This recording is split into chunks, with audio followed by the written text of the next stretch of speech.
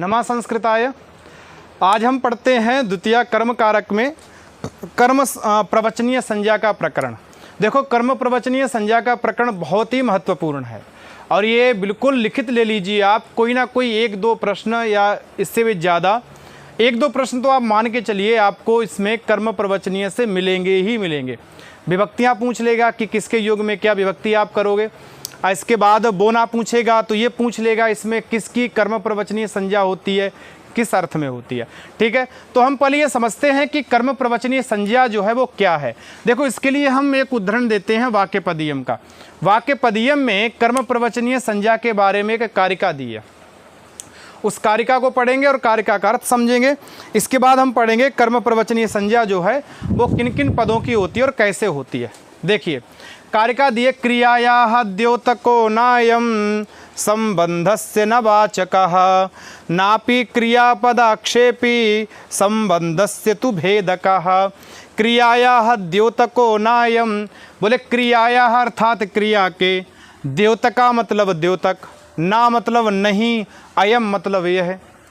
अयम अर्थात अयम, ये जो कर्म प्रवचनीय संज्ञा जिनकी होगी, अयम मतलब ये, बोले क्रियाया द्योतका न, ये किसी क्रिया विशेष के द्योतक नहीं होते हैं।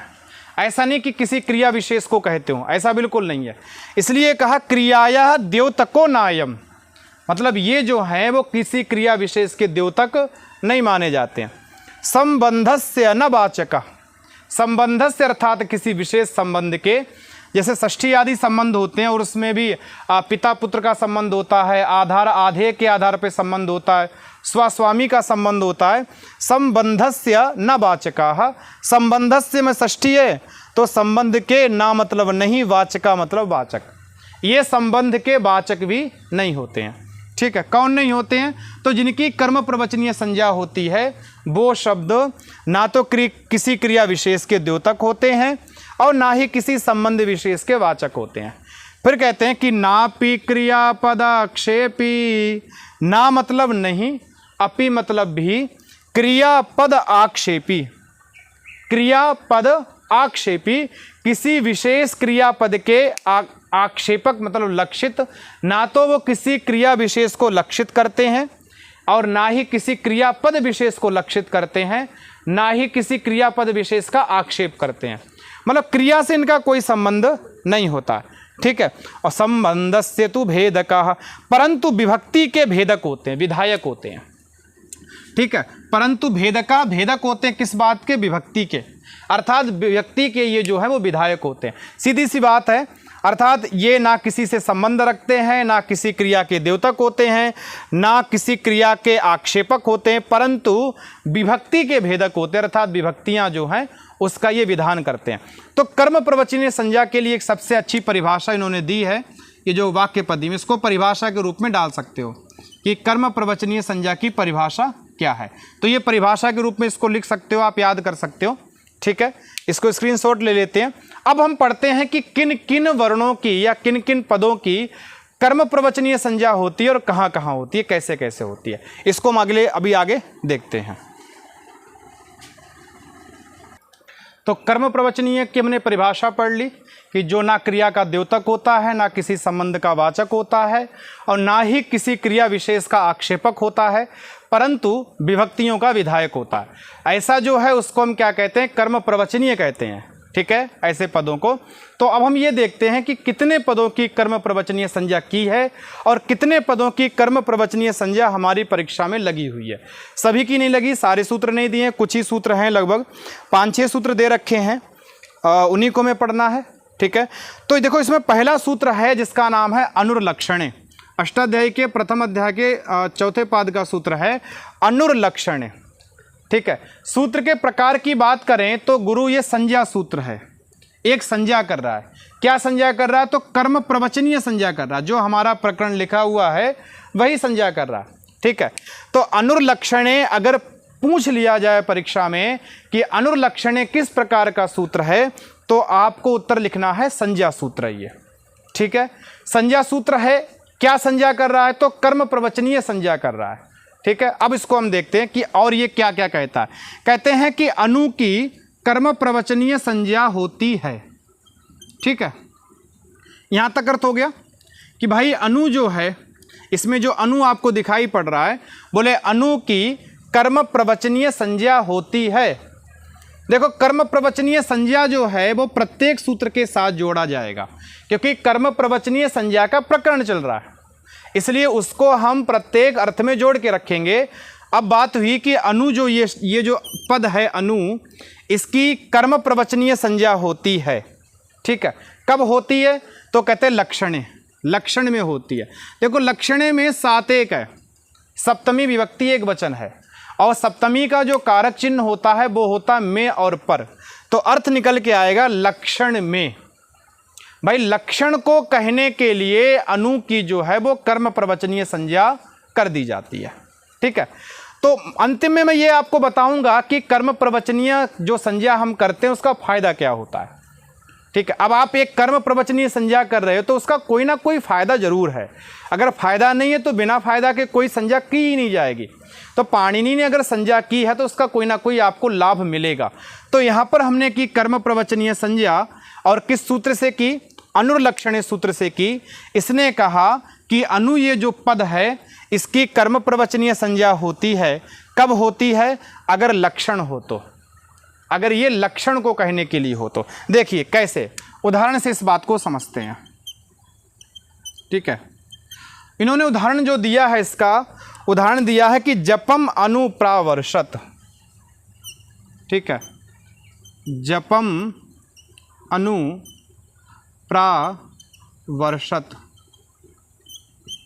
ठीक है, देखो प्रावर्षत का अर्थ है बारिश हुई। क्या हुआ? बारिश हुई, बारिश हुई। ठीक है, बारिश हुई, कब बारिश हुई? तो कहते हैं जपम।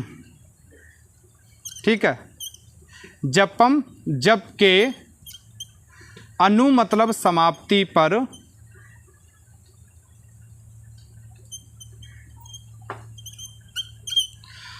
जबकि समाप्ति पर बारिश हुई। जपम अनु प्रावर्षत।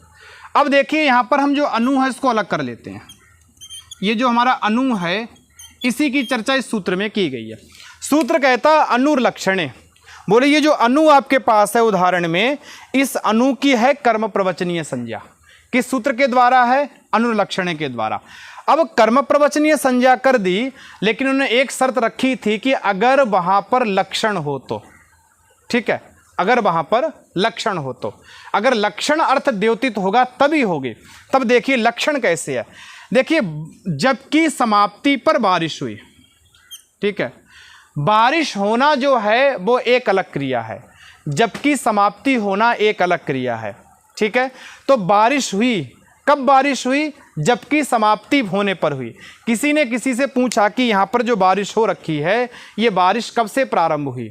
तो उत्तर मिला कि जैसे ही जब का समापन किया वैसे ही बारिश प्रारंभ हुई। तो बारिश की समाप्ति, वो जब की समाप्ति और बारिश का प्रारंभ होना, इसमें जो लक्षण है, लक्षण कहते हैं जिसके द्वारा किसी चीज़ को बताया जाए। तो हम लक्षण हमारे पास है जप। क्या लक्षण है? जप। भाई जब की समाप्ति तो बता रही बारिश को कि बारिश कब हुई, जैसे ही जब की समाप्ति हुई। तो जप जो है वो है लक्षण, और लक्ष्य क्या है? लक्ष्य है बारिश होना। लक्ष्य क्या है? बारिश होना। ठीक है, तो जप है लक्षण, लेकिन लक्ष्य हमारे पास है बारिश होना। ठीक है, कि जबकि समाप्ति पर बारिश हुई तो जप लक्षण है, लक्ष्य है बारिश होना। लेकिन इन दोनों के बीच में ये जो अनु है, ये अनु का संबंध है लक्षण के साथ, जप के साथ, कि जैसे ही जब समाप्त हुआ वैसे ही बारिश हुई। तो इस लक्षण द्योतित हो रहा है यहाँ पर, जबकि समाप्ति लक्षण द्योतित है और बारिश होना हमारे पास लक्ष्य है। और इस स्थिति में अनु जो हमारा आया इसकी हो जाएगी कर्म प्रवचनीय संज्ञा। क्यों हो जाएगी? क्योंकि इस वाक्य में जप जो है वो बारिश के प्रति लक्षण है, इसलिए कहा कि लक्षण द्योतित होने पर। अब देखो अनु की हमने कर दी कर्म प्रवचनीय संज्ञा। क्या कर दी? कर्म प्रवचनीय संज्ञा। कर्म प्रवचनीय संज्ञा करेंगे। ठीक है, तो एक बात को आप बिल्कुल गांठ बांध लेना, बिल्कुल गांठ बांध लेना कि कर्म प्रवचनीय संज्ञा करने का जो फल है, फल लिख देता हूँ मैं इसको यहाँ से ऐसे खींच के लिख देता हूँ फल। भाई कर्म प्रवचनीय संज्ञा करोगे तो उसका आपको फायदा क्या मिलेगा, फल क्या मिलेगा? तो सूत्र कहता है कर्म प्रवचनीय युक्ते द्वितीया। क्या कहता है? कर्म प्रवचनीय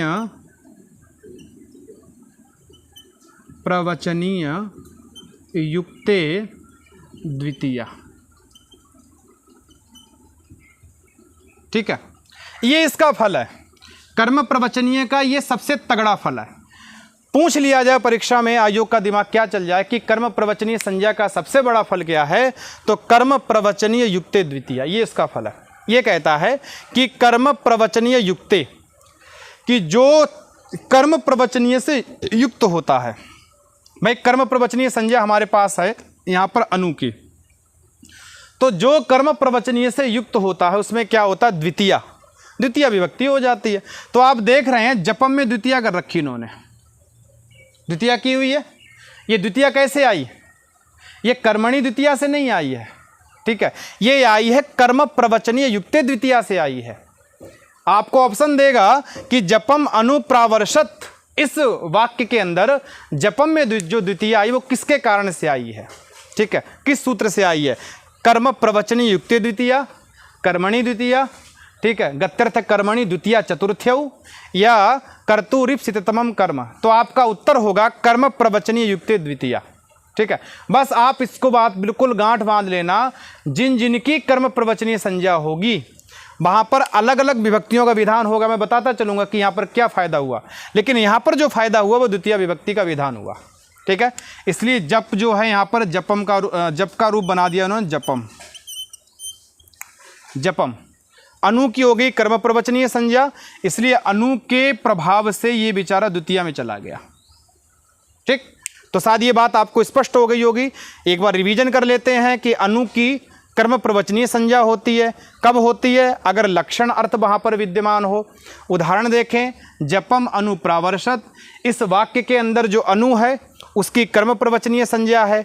यहाँ पर लक्षण जो है वो जप है, लक्ष्य है बारिश, क्योंकि जप रूपी लक्षण के द्वारा बारिश रूपी लक्ष्य को बताया जा रहा है।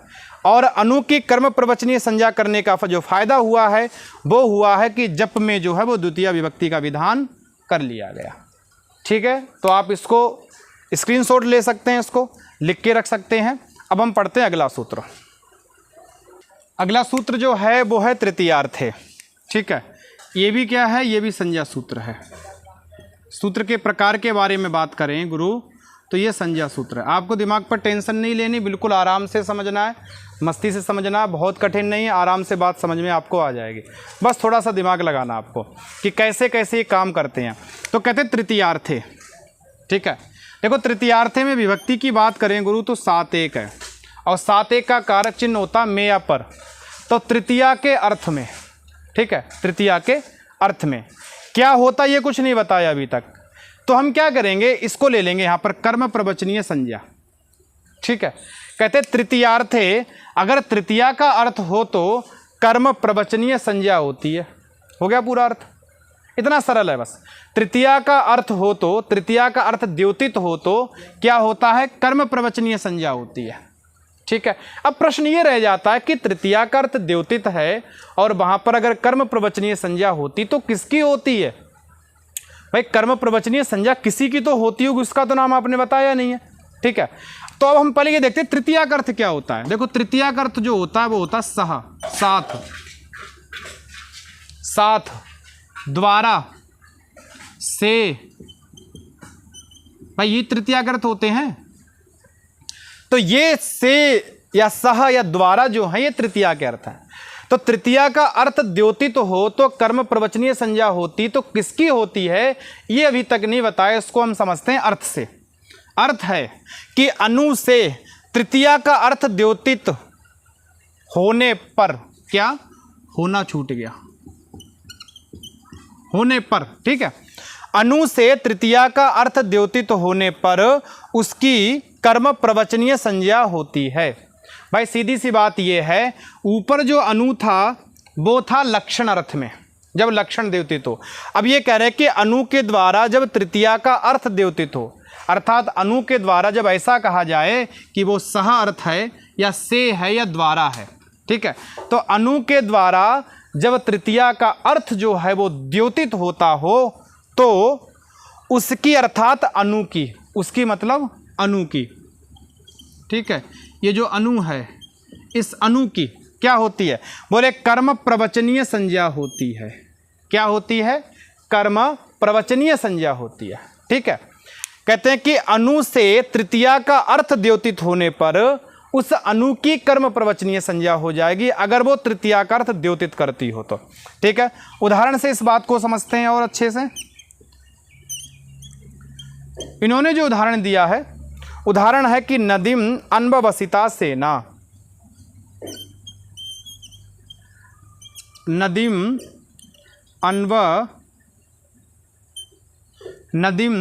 अन्ववसिता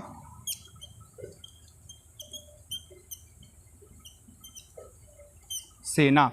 हिंदी में अर्थ के बात, हिंदी में अगर बात करें इससे तो नद्या सह, नदी के साथ साथ सेना बसी है, नदी के साथ साथ क्या है? सेना है, सेना रहती है या रहती थी, कुछ भी कर लो, ठीक है। नदी के साथ साथ सेना रहती थी, ठीक है। तो साथ साथ क्या है? साथ साथ, ये साथ साथ जो अर्थ है वो तृतीया का है। पुत्रेण सह आगता, पिता पुत्र के साथ पिता आया, तो जो साथ अर्थ आता गुरु वो आता तृतीया का। इन्होंने क्या कहा? तृतीयार्थ है भाई। तृतीया का अर्थ गम्यमान हो अर्थात सह आदि जब गम्यमान हो तो ये जो अनु है, यहाँ पर देखो ये अनु बैठा हुआ छिपके, ये जो अनु है इस अनु की क्या हो जाएगी? कर्म प्रवचनीय संज्ञा हो जाएगी, इस अनु की कर्म प्रवचनीय संज्ञा हो जाएगी। लेकिन एक बात याद रखना, अगर उस अनु के द्वारा साथ अर्थ निकल के आ रहा हो तो यहाँ पर जो साथ अर्थ निकल के आया इस अनु के द्वारा आया, ठीक है, कि नदीम अनु अवसिता सेना, नदीम अनु अवसिता सेना अर्थात नदी के साथ साथ सेना रहती थी। यहाँ पर ये जो साथ साथ अर्थ आया है ये आया है अनु के द्वारा। किसके द्वारा आया? अनु के द्वारा। अब अनु के द्वारा आया, इन्होंने क्या कहा भाई? तृतीया अर्थ गम्यमान हो तो अनु क्या माना जाता है? कर्म प्रवचनीय माना जाता है। अब हमने मान लिया इसको कर्म प्रवचनीय, किस सूत्र से माना? तृतीयार्थे से। उदाहरण दे दिया जाएगा और पूछा जाएगा नदीम अन्ववसिता सेना, ये जो उदाहरण है ये किस सूत्र का है? अनुर्लक्षणे का, तृतीयार्थे का, हीने का, उपोधिकेचा का। तो आपको लगाना है तृतीयार्थ, क्योंकि तृतीयार्थ गम्यमान है यहाँ पर, ठीक है। अब देखो अनु की अगर हम कर्म प्रवचनीय संज्ञा हमने की है और अनु से पहले एक पद है, ये तो बताना पड़ेगा ना किसके साथ साथ सेना रही है, तो नदी के साथ रही है, तो ये इसके योग में क्या हुआ? कर्म प्रवचनीय युक्ते द्वितीय। अभी मैंने कहा था ना भाई कर्म प्रवचनीय का जो फल है उसका फल क्या है? द्वितीय विभक्ति। अभी तक और भी विभक्तियां होती हैं इसलिए मैं करूं अभी तक। द्वितीय विभक्ति इस कर्म प्रवचनीय का फल है। कर्म प्रवचनीय संज्ञा कर रहे हैं तो उसका फल क्या है? द्वितीय विभक्ति का विधान कर देना। तो अनु की जब कर्म प्रवचनीय संज्ञा की तो नदी में क्या हो गई? द्वितीय हो गई। क्या रूप बन गया? नदीम, ठीक है। तो नदीम अन्ववसिता सेना, नदी के साथ साथ जो है वो सेना है। एक बार रिवीजन कर लो कि तृतीयार्थी ये जो है संज्ञा सूत्र है कि अनु से जब तृतीया का अर्थ द्योतित होता है तब उस अनु की कर्म प्रवचनीय संज्ञा कर लेते हैं। उदाहरण की बात करें तो नदीम अन्ववसिता सेना अर्थात नदी के साथ साथ सेना है। यहाँ पर जो साथ साथ अर्थ है ये अनु का है जो कि तृतीयार्थ है, क्योंकि सह के योग में तृतीया होती है। तो ये जो तृतीयार्थ है इस तृतीयार्थ को कहने के लिए अनु का प्रयोग किया और अनु का प्रयोग किया तो इस कारण से तृतीयार्थे सूत्र के द्वारा अनु की कर्म प्रवचनीय संज्ञा हुई और इसका फल ये हुआ कि कर्म प्रवचनीय युक्ते द्वितीया के द्वारा नदी में द्वितीय विभक्ति का विधान कर दिया गया। मुझे लगता है कि शायद अब इस बात को आप समझ गए होंगे, ठीक है। तो दो सूत्र हमने कर्म प्रवचनीय के पढ़े, अनुर्लक्षणे, तृतीयार्थे, और अब अगला पढ़ते हैं आपके ब्लैक बोर्ड पे। अगला सूत्र देखते हैं। अगला सूत्र है हीने, ठीक है। हीने में देखो अगर सूत्र में प्रकार की बात करें तो ये संज्ञा सूत्र है। क्या संज्ञा करता है? तो कर्म प्रवचनीय संज्ञा का प्रकरण तो कर्म प्रवचनीय संज्ञा ही करेगा। ठीक है, अब हम देखते हैं इसका कैसे इसका अर्थ किया जाता है। देखो, हीने में है सप्तमी विभक्ति एक वचन, राम का बनता रामे, हीन का बनेगा हीने, और सप्तमी का कारक चिन्ह रहता में या पर में। अर्थ जाता है कि हीनता होने पर। ठीक है, हीनता होने पर। अर्थ देखिए, कहते हैं कि अनु से जब हीन अर्थ द्योतित हो। ठीक है, अर्थात अनु जब हीनता को कहता हो, अर्थात अनु के द्वारा जब हीनता द्योतित हो तो अनु की कर्म प्रवचनीय संज्ञा होती है। भाई, अनु जब हीनता को कहेगा तो ऐसी स्थिति में अनु की क्या हो जाएगी? कर्म प्रवचनीय संज्ञा हो जाएगी। ठीक है, अगर अनु हीनता को कहेगा। शायद बात स्पष्ट हो गई होगी आपको। उदाहरण देखते हैं इसका। अनु जब हीनता को कहेगा अर्थात न्यूनता को कहेगा, तब उस अनु की कर्म प्रवचनीय संज्ञा हो जाएगी। उदाहरण देखते हैं कि अनु हरिम सुराह, अनु हरिम सुराह। ठीक है, अनु हरिम सुराह। अर्थ अगर देखें इसका हिंदी में, देवता हरि के बाद आते हैं। सुरा मतलब देवता। देवता किसके बाद हैं? हरि के बाद। हरि के बाद हैं। भाई, सारे देवता क्या हरि के बाद ही आते हैं? विष्णु के बाद ही आते हैं। तो कहते हैं अनु हरिम स्वरा। अच्छा, देवता हरि के बाद हैं तो इसमें देवताओं की हीनता है कि नहीं है? भाई, उच्चता किसकी है? हरि की है। हीनता किसकी है? देवताओं की है। ठीक है, जब किसी से ये कह दिया जाए तुम इसके बाद आना, या तुम इससे थोड़ा हल्के नीचे हो, पढ़ाई में कमज़ोर हो, नीचे छोड़ो, तुम इससे पढ़ाई में कमज़ोर हो, तो कमज़ोर होना ही हीनता हो गई। ऐसे ही कहा जा रहा है कि देवता हरि के बाद हैं, अर्थात हरि सबसे ऊपर है, इसके बाद देवता हैं। तो इसमें देवताओं की हीनता है। ठीक है, देवताओं की क्या है? हीनता है। वही इस बात को करे, जब हीनता गम्यमान हो और हीनता किसके द्वारा कही जा रही हो? अनु के द्वारा कही जा रही हो, तो अनु की कर्म प्रवचनीय संज्ञा हो जाती है। अब यहाँ पर जो अनु है, इस अनु की हो गई कर्म प्रवचनीय संज्ञा।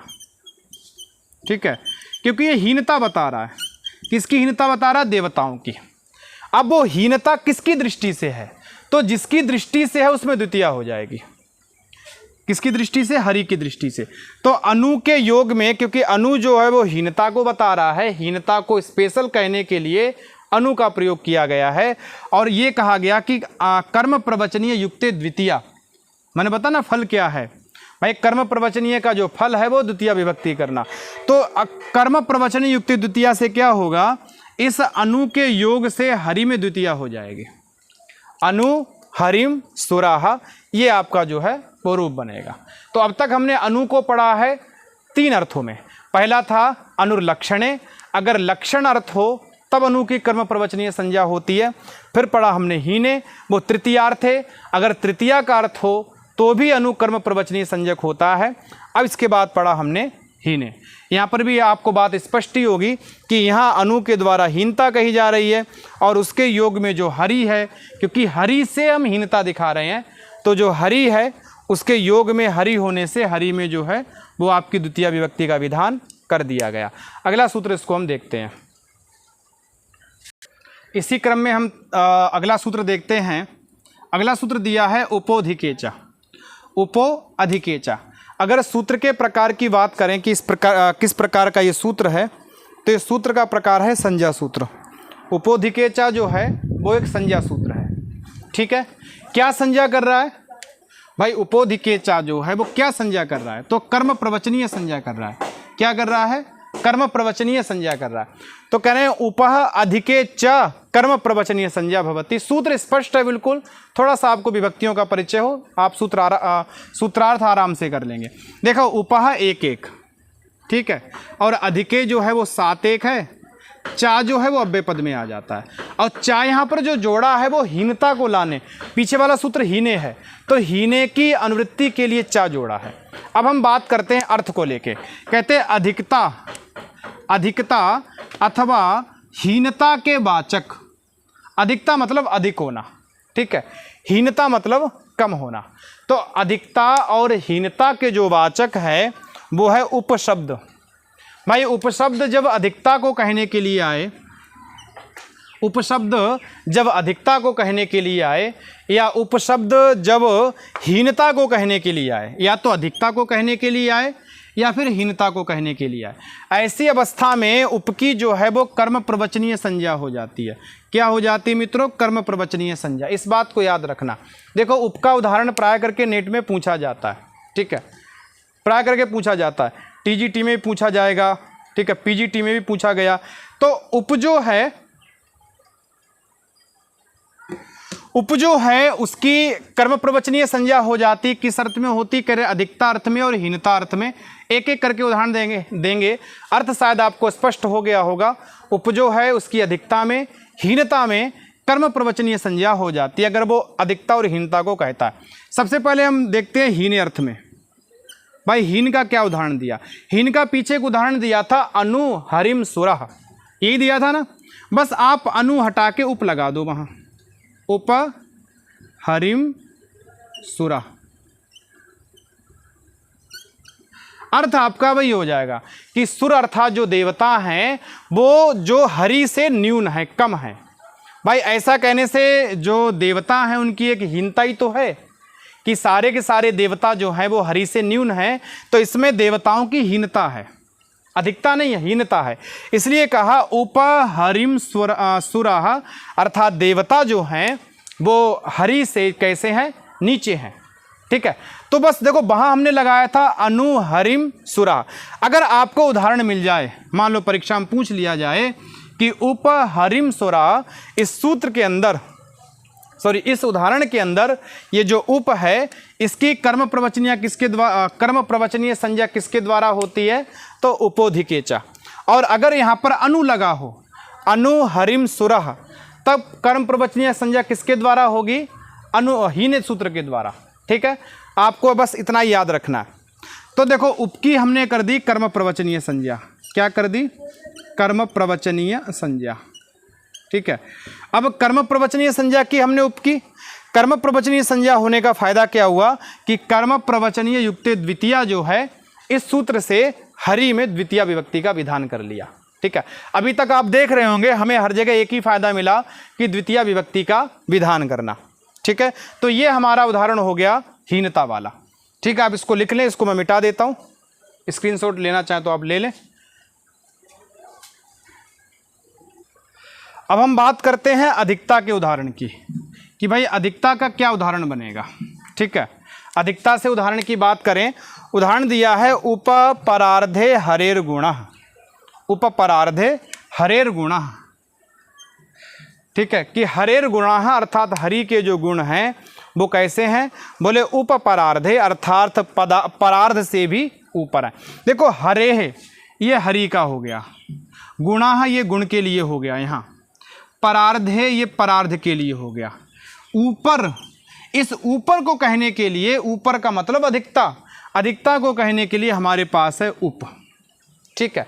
बस यही कह रहे हैं कि जब उप जो है अगर अधिकता को कहने के लिए आ जाए, अधिकता बताने लग जाए जब उप, तो समझ लेना उस उप की जो है कर्म प्रवचनीय संज्ञा हो जाएगी। तो यहाँ पर ये जो उप है इसकी क्या हो जाएगी? कर्म प्रवचनीय संज्ञा, ठीक है। क्या हो जाएगी? कर्म प्रवचनीय संज्ञा, ठीक है। तो उप जो है ये अधिकता के लिए है, इसकी होगी कर्म प्रवचनीय संज्ञा। अब कर्म प्रवचनीय संज्ञा हो गई तो अब तक हमने ये पढ़ा था कि कर्म प्रवचनीय संज्ञा होने पर कर्म प्रवचनीय युक्त द्वितीया से द्वितीया होती है, लेकिन इस पूरे वाक्य के अंदर आपको कहीं द्वितीया देखने को नहीं मिलेगी। जैसे हम पीछे करके आए थे उप हरिम सुराह, ठीक है, अनु हरिम सुराह, ठीक है, नदीम अन्ववसिता सेना, जपम अनुप्रावर्षत, जितने उदाहरण पढ़े आप सब में देखते हैं कि सब जगह द्वितीया कर रखी है। लेकिन एक ये विरला उदाहरण हमें मिला अब तक जिसमें कहीं भी आपको द्वितीया दिखाई नहीं पड़ रही है। इसमें कौन सी दिखाई पड़ रही है? यहाँ पर सप्तमी, यहाँ पर षष्ठी, यहाँ पर प्रथमा। तो अब कैसे हो गया ये सप्तमी, कैसे होगी? तो एक सूत्र है यस्मादधिकम यस्य चेश्वर वचनम तत्र सप्तमी।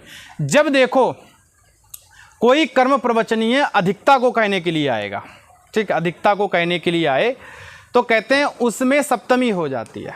देखो, अगर हीनता को कहेगा, अगर तृतीयार्थ को कहेगा, अगर लक्षण को कहेगा तो द्वितीया होगी, और अगर वही अधिकता को कहेगा तो सप्तमी हो जाएगी।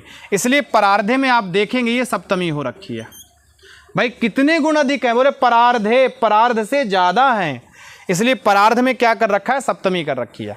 ठीक है, तो उप की दो जगह कर्म प्रवचन संज्ञा हुई है, एक अधिकता में, एक हीन में।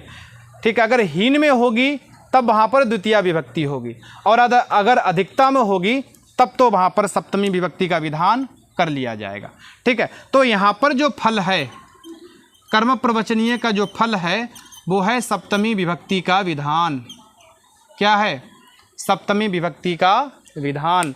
अब ये नहीं कहना, अब पूछ लिया जाए उपपरार्धे हरेर गुणाः, इस वाक्य के अंदर जो है वो सप्तमी का विधान क्यों हुआ या किस सूत्र से हुआ, तो सप्तम्य अधिकरणे च मत लगा देना। क्या लगानी है आपको? आपको लगाना है यस्माद् अधिकम, यस्मात् अधिकम जिससे अधिक हो, यस्य चेश्वर वचनम जिसका ईश्वर वचन हो, तत्र सप्तमी। भाई परार्ध से अधिक है ना, भाई गुण क्या है? परार्ध से अधिक है, तो यस्मात् अधिकम जिससे अधिक हो, वहाँ क्या हो जाती है? सप्तमी हो जाती है। यहाँ पर सप्तमी जो है वो हमने कर ली। ठीक है, तो अभी हम आगे देखते हैं इसमें और कितना हमारे पास बचा है। इसमें कुछ सूत्र और भी हैं, लेकिन इसको मैं एक डायग्राम बना देता हूँ आपके लिए कि अनु का कब कब होगी क्रम प्रवचनीय संज्ञा, उप की कब होगी, उसका फ़ायदा क्या होगा।